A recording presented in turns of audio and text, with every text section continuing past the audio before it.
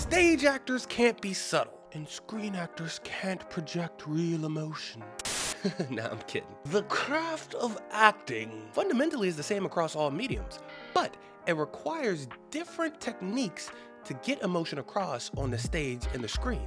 There are nuances between stage and screen acting, and for some, it's difficult to transition between these two forms. But once you know what these differences are, it makes it a lot more easy. Theater acting is often presented as an actor's medium, primarily because the performance is driven by the actor's ability to project emotion in front of a live audience. The essence of theater acting lies in its immediacy and magnitude. Actors' emotions must reach all the way to the back of the room. I've been standing in the same place for 18 years. Well, I've been standing with you.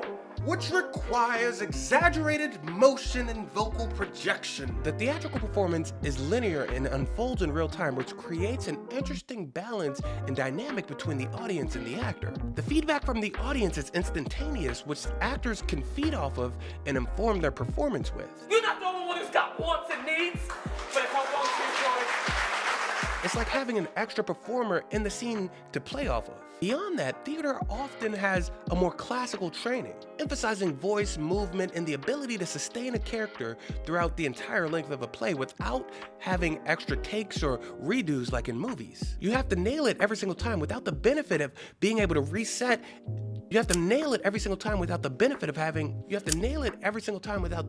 being able to reset, and you have to nail it every single time without the benefit of multiple takes and new setups and having the director right there giving you feedback in between each performance. Now, on the flip side, screen acting is way more intimate and subtle, which makes it a lot closer to how we emote in real life. The camera sees everything. It captures the slightest nuances in facial expression and tone, which means the actor must master the art of internalizing their character's emotions and conveying them through minimalistic expressions and movement. that I've been standing in the same place for 18 years. Well, I've been standing with you. I know all of us hate it when a character overacts with their facial expressions in movies and TV shows. It takes you out of it and makes it feel more phony. Like angry or happy. That type of stuff. Screen performances are broken down into scenes and even more into shots that are filmed out of sequence without the benefit of a live audience. This requires a lot of concentration and the ability to maintain character consistency over time. For instance, Emma Stone in Poor Things had to shoot the last scene right around the same time where she was shooting the earliest scenes because they shot in that location all at the same time.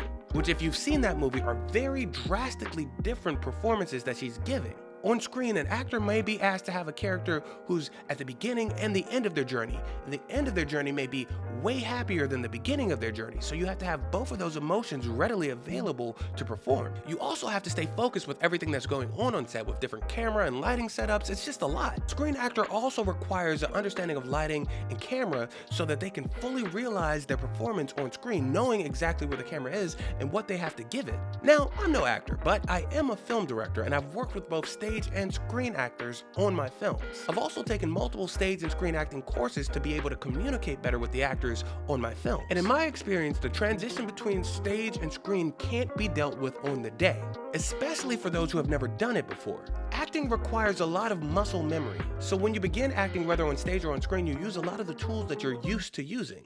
Whether those tools were developed over years of acting or developed specifically for the role. If it's the former, then some of your fundamental tools for stage or screen acting can bleed into the performance in the other medium.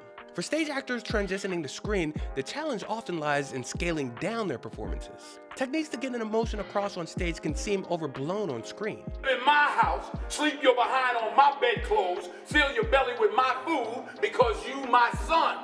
You my flesh and blood, not because I like you.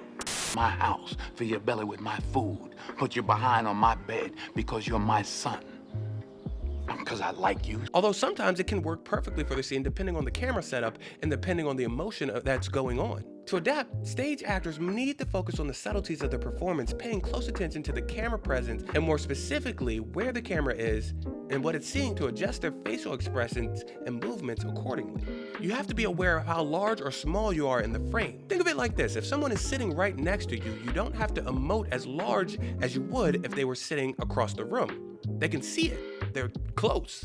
Stage actors also have to get used to the fragmented shooting schedule of films, being able to get back to the emotional state that they need to be in during different takes and scenes. You have to be aware of what is necessary for the scene and what is necessary for the shot to give only what is needed to get the emotion across. Now, conversely, screen actors transitioning to the stage must amplify their performance without sacrificing authenticity.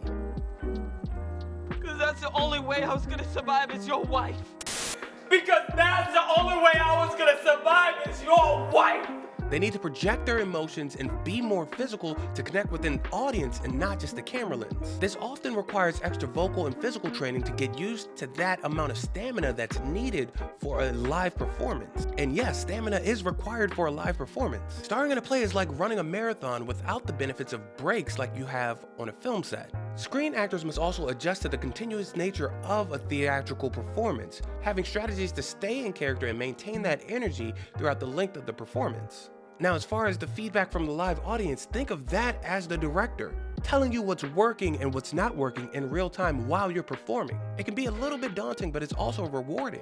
Both stage and screen acting pretty much are the same thing, but they require different tools. You're always trying to get emotional authenticity across to an audience. The way they approach that is very, very different. Now, I personally think learning both is beneficial for each one that you go to, because you can unexpectedly use the tools from each of them in the other. Whether you're projecting to the last person in the very back row or getting across an emotional state with just a glance, the actor's journey is always that of adaptation and learning. Therefore, the actor must always adjust to what's going on. And then you'll be good.